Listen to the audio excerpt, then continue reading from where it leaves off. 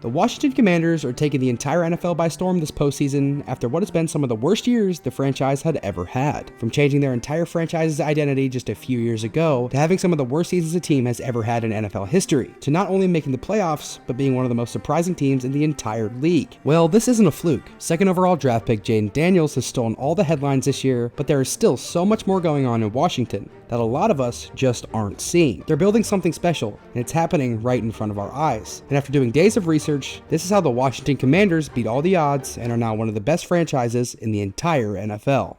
But before we get to present day, we have to rewind a bit. This Commanders team has only been to the playoffs one time in 7 years, and their last Super Bowl was all the way back in 1991. But if we jump to the year 2020, the then Redskins made their first playoff appearance in over 10 years, where they would lose to a then Tom Brady-led Buccaneers team. But this year would not only be a rather successful year for the team, but later on that offseason, owner Dan Snyder would finally step down after being ridiculed for something that I've only ever seen one time. The Washington Redskins retired their name and logo in response to economic pressures and the George Floyd protests. The team went by the name Washington Football Team for the entire 2021 season.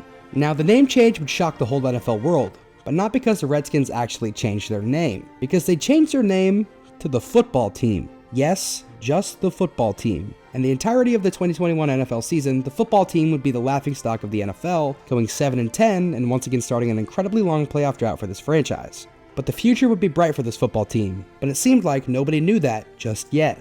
Now, this next season, we would get to see another name change for this franchise, and this would be the one that we all know and love today, the Washington Commanders. And with the name change would come a new spark in this Commanders franchise. I'm just kidding. Once again, the Commanders would have a below 500 season and finish last in their division. And with star edge rusher Chase Young tearing his ACL just one season prior, he would never be the same, only playing in 3 games this entire season. Which means that number 2 overall draft pick all the way back in 2020 would suffer the same fate as former All-Pro quarterback Robert Griffin III. It seems like this Commanders team is simply just running out of luck. But one of the best things that has ever happened in this Commanders team would finally happen this same year. Owner Dan Snyder, who purchased the team all the way back in 1999, would finally sell a majority stake in the team, and the Commanders fans all over the Capitol would be ecstatic. Snyder would make some of the worst decisions in NFL history, including wasting some of the final years of Hall of Fame cornerback Deion Sanders. But Snyder, not only being a bad owner, he was just a bad human being. He would be accused of multiple counts of sexual abuse in the workplace. And with all of this, Snyder would finally sell the team to Josh Harris, who also happens to own the 76ers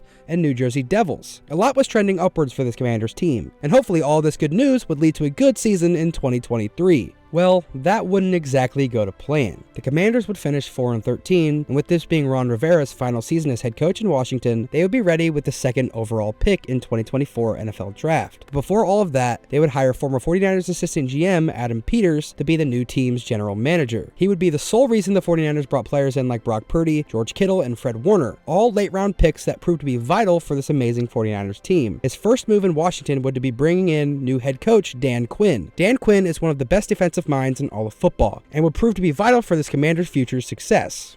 They would also bring in people like Cliff Kingsbury as offensive coordinator, and players like Bobby Wagner and Austin Eckler to help solidify a veteran presence on this Commanders squad. But the best pickup that this Commanders team would make this entire offseason would be in the 2024 NFL Draft. With the second pick, the Commanders would take 2023 Heisman winner Jayden Daniels, which would prove to be one of the best picks in the entire NFL Draft. Daniel was outshined by the number 1 overall draft pick Caleb Williams for the majority of their final collegiate season. But Daniels would end up winning the Heisman Trophy, but would never end up getting the true recognition that he deserved by scouts. They figured he would be too small and not be able to keep up in the high-powered offenses in the entire NFL. But boy, would Daniels prove every single doubter wrong.